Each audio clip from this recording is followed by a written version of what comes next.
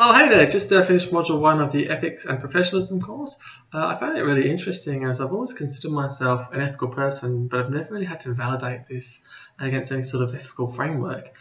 So previously I sort of thought that ethics was a fairly black and white thing with gut feelings being the primary driver of whether something is ethical or not. So it was a bit confronting to see that this isn't really the case. I found that the Heinz dilemma and Batman examples have really got me thinking just how subjective ethics is as a topic. I think I would have said in the past that utilitarianism makes the most sense as it provides the greatest good for the greatest amount of people. But now that I've studied the module, I've sort of challenged my thinking in regards to this and would probably disagree now due to the conflicts that arise between the different theories. As I think utilitarianism does actually take away some personal freedoms, which does not align to my ethos. In a professional context, I think I would agree with the categorical imperative and the golden rule without the religious element, of course, and also virtue ethics. I believe that my behaviour is based on virtue ethics, as I like how it states that you become ethical through practicing good virtues, which I fully agree with. The module really made me reflect on everything that I thought was ethical and how there's no one-size-fits-all approach. Okay, so just finished Module 2, which was the Professional Awareness module. Working in the financial planning industry, I really feel like I live and breathe this module on a daily basis, with the content front of mind due to the ever-increasing compliance associated with the industry. So yeah, I feel like I've got a really good grasp on it. As much as it pains me to say, I think it's fairly evident from the financial planning industry, at least, that it can't self-regulate due to the past. The regulatory body is critical for the industry moving forward, I believe. FASEA is definitely a good driver for good in the industry. In the right direction, sort of with education requirements and CPD along with a code of ethics, it's doing a really good job. Interestingly enough, though, I've never actually read the FASEA Code of Ethics until studying this course. Whilst I found the values of the code to be quite generic in nature and not very substantial, I did enjoy going through the standards and applying them to the case studies. Especially in regards to best interest duty or bid, as it's such a vital role in regards to the industry and the profession as a whole.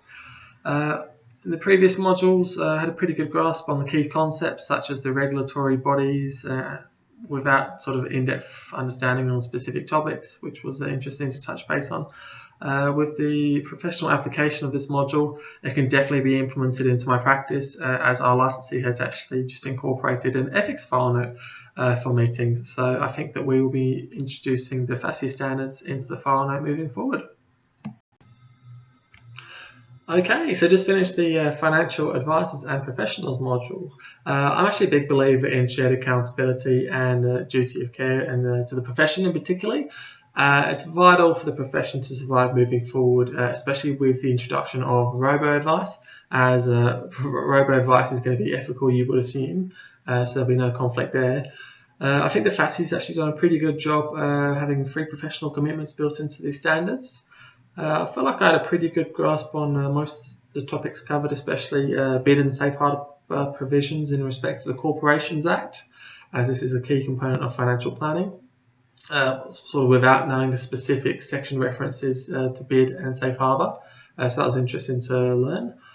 I think that it was interesting that there's no set best interest definition, but it rather relies on the client being in a better position according to a reasonable advice provider. I think this is really important due to the sort of conflicting nature of financial planning. An example would be wealth protection versus wealth creation goals. Due to the conflicting nature due to premiums, obviously. I'd have to say that the most appealing thing to me about this module was the self-reflection questions, which really got me thinking about what is considered ethical with the power of attorney example, with integrity in particular. I think a big takeaway from this module for me especially is explicit and implicit financial planning needs whilst providing advice. I've always known that implicit areas of advice need to be brought into scope, but I've never actually applied the FASEA standards in that context, which is actually a critical element rather than just a given that you have to do it, so that's good. Okay, Module 4, Ethical Decision Making. Really enjoyed this module. It reminded me of my behavioural finance course, which I've already completed as part of my degree. So I've actually got quite a strong understanding in behavioural finance, but I've obviously never applied the theories to the ethical decision-making process. I found it really interesting that the model differentiates between applying behavioural finance theories to myself and to clients in the ethical decision-making process.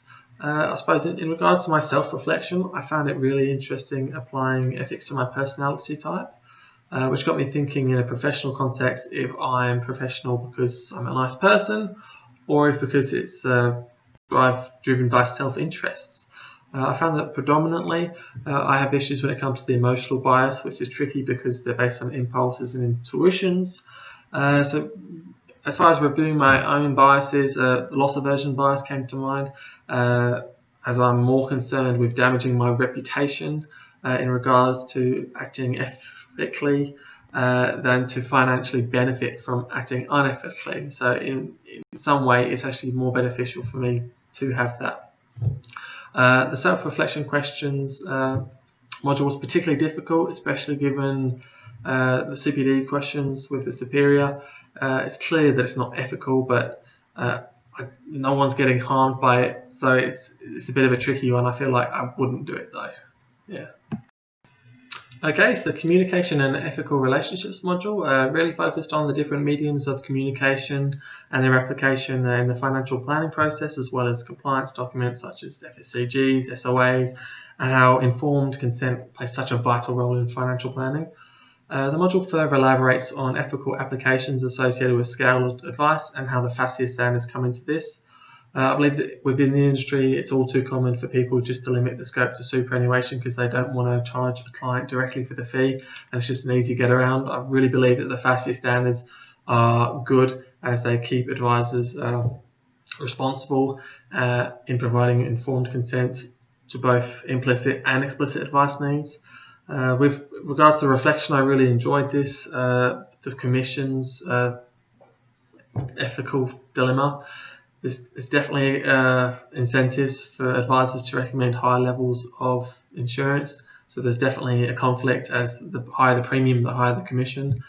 I don't think that this is as black and white though as you might think, as removing the commissions would further add to Australia's underinsurance problem, as people probably won't pay for the advice personally.